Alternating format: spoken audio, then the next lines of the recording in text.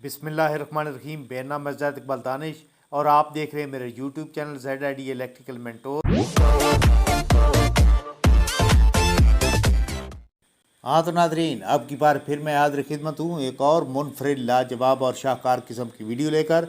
आज की इस हंसती मुस्कराती मन को भाती और चमचमाती वीडियो में मैं आपको बताने वाला हूँ, समझाने वाला हूँ कि जब हम एक सोलर सिस्टम डिज़ाइन करते हैं तो वो हमें कितनी एनर्जी देता है और कितनी एनर्जी को ज़ाया कर देता है। अगर नादरीन हम बात करें ए ग्रेड पैनल की, तो ए ग्रेड पैनल जो है वो 20 to 30 के राउंड अबाउट एनर्जी ज़ाया करता है और 70 से 80% जो एनर्जी है वो देता है।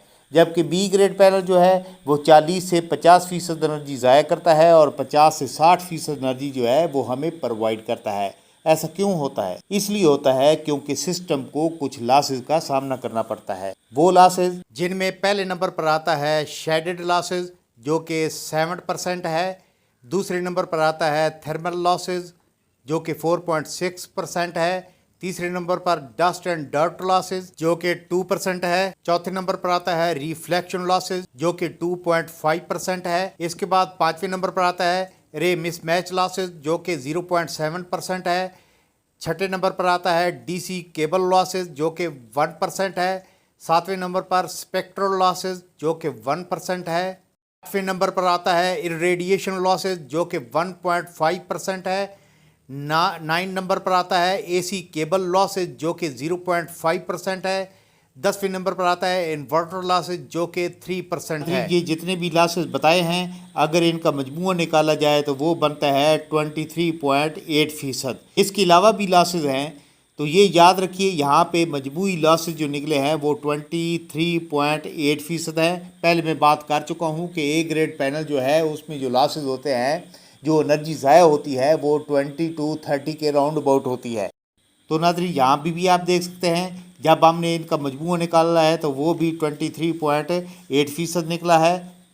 नादरीन मतलब ये कि एक सिस्टम जो है 23.8% बिजली ज़ाया कर रहा है और 76.2% एनर्जी हमें दे रहा है। अगर 100 में से 23.8 को निकाला जाए तो 76.2% एनर्जी हमें मिलती है, प्रोवाइड होती है, वो भी ए ग्रेड पैनल से। हाँ तो नादरीन अब आपको समझ आ गई होगी कि एक सिस्टम में कितनी एनर्जी ज़ाया होती है और कितनी एनर्जी हमें मिलती है। अब नादरीन बहुत आम बात कि जब हम एक सोलर ट्यूबवेल डिज़ाइन करते हैं तो मोटर की पावर को किलोवाट में तब्दील करके सोलर प्लेटों की तादाद निकालते हैं। मिसाल के तौर पर हमारे पास 5 HP की मोटर है और आप सभी ये तो जानते हैं कि 1 HP में 746 वाट होते हैं।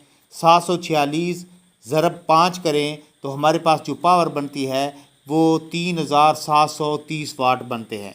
अगर इसी मोटर को किलोवाट में तब्दील करें तो फिर भी यही वाट बनेंगे। कैसे बनेंगे आइए समझते हैं।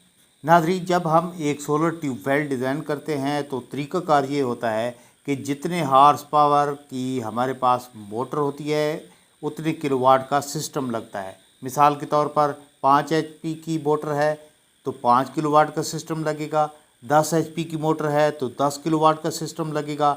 मिसाल के तौर पर हमारे पास 5 HP की मोटर है तो सिस्टम की जो ताकत बनेगी वो 5000 वाट बनेगी, यानी कि 5 किलोवाट बनेगी। इसके बाद पहले आपको लॉसेस समझाए हैं तो लॉसेस का जो मजमूआ निकला था वो 23.8% निकला था, यानी कि 23.8%। सिस्टम जितनी एनर्जी दे रहा है वो 76.2% दे रहा है। अब आप मुताबिक फार्मूला हम देखें तो 5000 हमारे पास टोटल पावर है, इसको हम मल्टीप्लाई करेंगे 76.2 के साथ, तकसीम करेंगे 100 के साथ तो हमारे पास 3810 वाट निकल आएंगे। अब हम इसको HP में करते हैं तो एक हार्स पावर में 746 वाट होते हैं तो 3810 तकसीम 746 करेंगे तो सेम वही 5 HP की मोटर हमारे पास निकल आएगी।